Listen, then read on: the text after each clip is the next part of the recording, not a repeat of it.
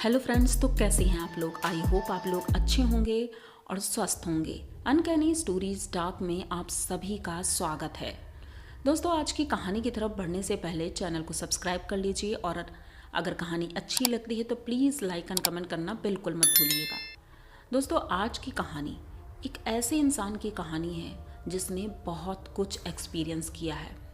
तो देर नहीं करते हैं, कहानी की तरफ बढ़ते हैं। कहानी है रमेश की। रमेश अपने फैमिली में सबसे बड़ा है और उसका एक छोटा भाई भी है। रमेश की पत्नी और 2 बच्चे हैं, उनके मम्मी पापा हैं और एक छोटा भाई है जो कि अभी 10th क्लास में है।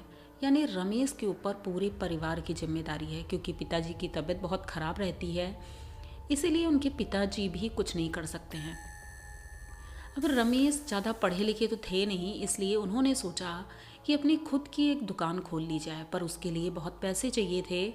तो उनके अंदर एक हुनर था। उन्होंने सोचा क्यों ना पान की दुकान खोली जाए, जिससे कि मेरा बात व्यवहार इतना अच्छा है, पान की दुकान बात व्यवहार से ही अच्छी चलती है। तो उन्होंने सोचा कि अब मैं गुमटी खोलूँ कहाँ। पान की गुमटी खोलने के लिए एक जगह भी चाहिए होती है जहाँ पर लोग बहुत ज़्यादा आते जाते हों। इन्होंने पता किया कि एक मार्केट है उनके गांव से थोड़ा बाहर। मार्केट भी ज़्यादा कोई बड़ी नहीं है, मतलब दूर दूर दुकानें हैं, पर 4 गुमटियाँ हैं पान की और वो बहुत ज़्यादा चलती हैं। अब रमेश ने सोचा कि अगर 5वीं मैं अपनी गुमटी खोलता हूँ तो पता नहीं चलेगी भी कि नहीं, लेकिन रिस्क लेना ज़रूरी था। लेकिन वो जो जगह थी वो जगह थोड़ा अजीब थी। रमेश को थोड़ा लगता था कि मतलब यहाँ पर दुकान खोलूँ कि नहीं, लेकिन फिर उन्हें सोचा कि और लोग भी तो चलाते हैं तो मैं क्यों ना खोलूँ। अब इसका सबसे बड़ा कारण ये था कि जिस सड़क के किनारे इन लोगों ने अपनी अपनी गुमटी रखी थी, उस सड़क के दूसरी पार एक नदी जाती है और नदी के किनारे शमशान घाट, मतलब मुर्दों को जलाया जाता है।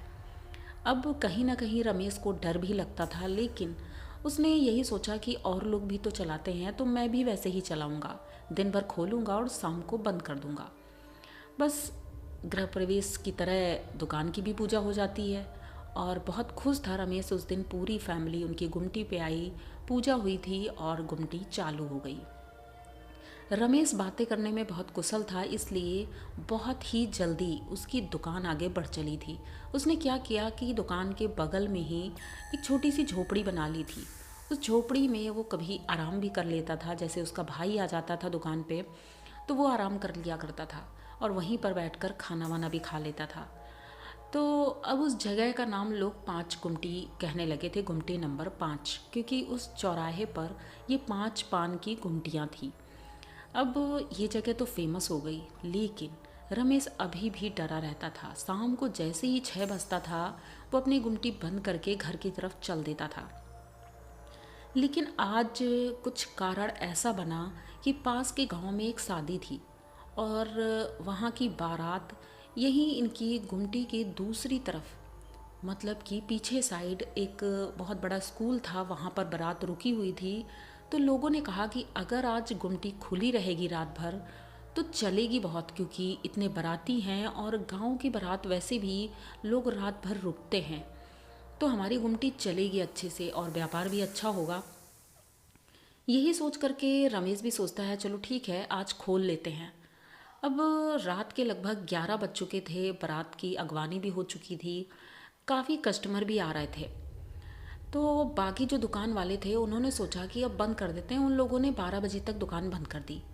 रमेश के अंदर थोड़ा सा लालच आया, क्यों ना मैं पूरी रात दुकान खोल कर बैठूं, क्योंकि अगर बारात में कभी भी किसी को ज़रूरत पड़ सकती है, क्योंकि वो लोग सोते कहाँ हैं, इधर उधर घूमते टहलते रहते हैं। डर किस बात का। वहाँ से लगभग 500 कदम दूर ही वो स्कूल था। अब सड़क के किनारे रमेश अपनी गुमटी खोल पर बैठा हुआ था। नींद भी आ रही थी, लेकिन रेडियो चला कर रखा था और गाने सुनते हुए अपनी दुकान पर बैठा हुआ था। अब धीरे धीरे रात जब बढ़ती जाती है, रात के लगभग 1 बजे उसके पास एक आदमी आता है। वो सिगरेट मांगता है, तो ये सिगरेट निकालता है और उसे देने लगता है। उससे पहले कहता है कि पैसे दो। तो वो कहता है मेरे पास पैसे नहीं है। तो रमेश कहता है अरे बिना पैसे के कैसे दे दें हम, भाई हम भी अपनी गुमटी चला रहे हैं और अगर पैसे नहीं मिलेंगे तो मैं इतनी रात में कोई बेवकूफ़ हूँ जो यहाँ खोल कर बैठा हूँ, पैसे दो पहले तभी मिलेगी। वो आदमी चुपचाप खड़ा रहता है। जब ये बहुत सुना देता है तो वो धीरे से मुड़ता है और जिधर से आया था उधर चल देता है।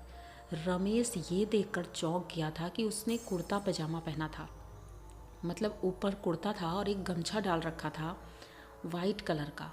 और जब वो बीच रोड में पहुंचा, मतलब कि रोड के उस पार से वो आया था, और जैसे ही रमेश की नज़र उसके पैरों की तरफ जाती है तो उसने देखा कि कुर्ता तो बहुत लंबा है लेकिन उसके नीचे पजामा नहीं दिख रहा है, यानी कि उसके पैर है ही नहीं। ये देख करके रमेश बहुत ज़्यादा डर जाता है और वो आदमी उस सड़क को पार करके नीचे नदी की तरफ चल देता है। अब रमेश समझ गया था कि ये कोई नॉर्मल इंसान तो नहीं हो सकता है। रमेश को डर भी लग रहा था लेकिन कुछ समझ नहीं आ रहा था कि वो करे क्या। थोड़ी देर बाद अचानक से 4 लोग आते हैं सड़क के दूसरे पार से ही। रमेश बैठे बैठे देख रहा था, वो चारों आते हैं और इससे सिगरेट मांगते हैं।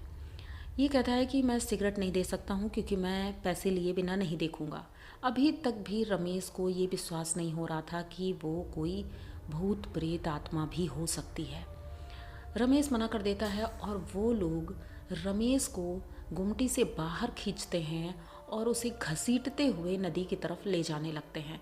रमेश चीख रहा था, चिल्ला रहा था, लेकिन शायद उसकी आवाज़ किसी के कानों तक नहीं जा रही थी। वो उसे खींच रहे थे। अचानक से जब रमेश की निगाह उनके पैरों की तरफ जाती है तो उनमें से किसी का भी पैर नहीं था। सबके चेहरे इतने डरावने दिख रहे थे क्योंकि पहले तो उन्होंने गमछा लगा रखा था मुंह पर तो कुछ दिख नहीं रहा था, लेकिन अब उनका गमछा हट चुका था और उनका पूरा फेस दिख रहा था, सड़ा गला हुआ फेस। ये देख करके रमेश बहुत ज़्यादा डर जाता है। रमेश चीख रहा था अपने बचाने की, दुहाई दे रहा था, कह रहा था मुझे बचा लो, मुझे बचा लो, लेकिन वहाँ कोई भी नहीं था। रात के लगभग 2 बजे वो नदी के किनारे वो ले जाते हैं। उसके बाद रमेश देखता है कि वहाँ एक नहीं कई आत्माएं हैं और वो सब नदी के किनारे, कोई बैठा है, कोई खड़ा है, कोई चीख रहा है, कोई रो रहा है। मतलब इतना भयानक दृश्य था कि रमेश वो सब देखते ही बेहोश हो जाता है। अब सुबह होती है, जैसे ही सूर्य भगवान निकलते हैं उसकी आंखें खुलती हैं तो उसकी तबीयत ठीक नहीं थी। वो धीरे से वहाँ से उठता है, नदी में हाथ मुंह धुलता है, उसके बाद अपनी दुकान की तरफ आता है। देखता है गुमटी बंद है, यानी कि उसका भाई आया होगा। तो ये उधर उधर देखता है तो कोई दिखता नहीं है। अब थोड़ी देर बाद उसके गांव का एक आदमी मिलता है। वो कहता है अरे भाई तुम कहाँ थे रात भर, मैं और तुम्हारा भाई हम सब कितना ढूंढ रहे हैं, अभी तो पुलिस स्टेशन जाने वाले थे हम। तो वो अपनी पूरी बात बताता है लेकिन उसकी बातों पर कोई भी विश्वास नहीं करता है। तो सब लोग कहते हैं चलो ठीक है तुम घर चलो, उसके बाद बात करते हैं। अब घर जाता है, उसकी तबीयत इतनी ख़राब थी कि उस दिन डॉक्टर को दिखाया गया लेकिन उसकी तबीयत ठीक नहीं हो रही थी। उसे बुखार था बहुत ज़्यादा, वो बोल तक नहीं पा रहा था। अब उसने बिस्तर पकड़ लिया। लगभग 4 दिन हो गए उसकी गुमटी नहीं खुली और जब वो सोता था उसने बताया कि 4 लोग उसकी चारपाई के चारों तरफ बैठे रहते थे और उससे सिगरेट मांगते थे। उससे कहते थे मुझे सिगरेट दे दो वरना मैं तुम्हारी जान लेकर जाऊंगा।